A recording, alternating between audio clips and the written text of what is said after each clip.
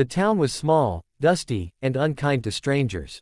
She arrived there in rags, her shoes worn through, her hair tangled from days on the road, and her stomach empty. Each door she knocked on had given her the same answer: no.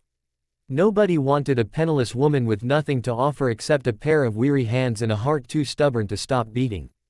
But when she reached the biggest ranch at the edge of town, she forced herself to try once more.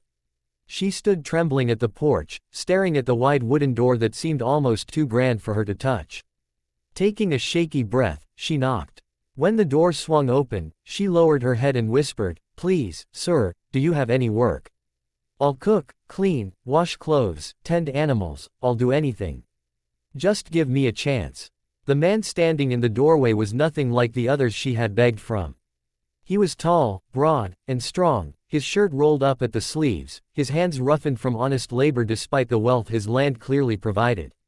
His face was shadowed by grief, though his eyes were sharp, watchful, and not unkind.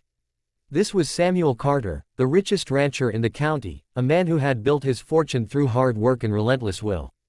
But those who knew him whispered that since his wife had passed, the great rancher had been broken, living only for the sake of his two young daughters.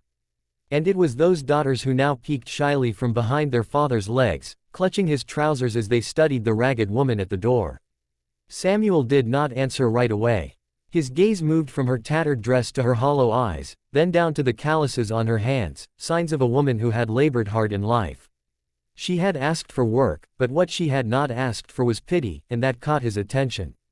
His daughters tugged softly at his coat, and one of them whispered, "Papa, she looks kind." Something stirred in him then, something he had not expected. Instead of telling her he had no need for another worker, his voice came low and steady, "I don't need someone to scrub my floors or cook my meals. What I need," he paused, his throat tightening as he looked down at his girls. "What I need is someone to be the mother they've been praying for. Can you do that?" The woman froze, her lips parting in shock. Of all the things she had begged for in her desperate journey, she had never imagined being offered this. Tears filled her eyes, and she sank to her knees before the two little girls, who were watching her with innocent, hopeful gazes. She held out her trembling hands to them. "If you'll have me," she whispered, her voice breaking, "I will be the mother you need. I will love you with everything I have left." The girls stepped forward timidly, one placing her small hand in hers, the other following, and in that fragile moment, a bond began to form stronger than blood. Samuel's chest tightened as he watched the scene. For years he had prayed for someone who could give his daughters the warmth and tenderness he could not. And now, by fate or providence, a woman in rags had come to his door with nothing but a wounded heart and a fierce will to survive. He reached out his hand to her, steadying her as she rose. "Then stay," he said simply. That evening, the house that had long echoed with silence came alive again. The girls clung to her as she tucked them into bed, her soft voice carrying an old lullaby that soothed not only them but her own broken spirit.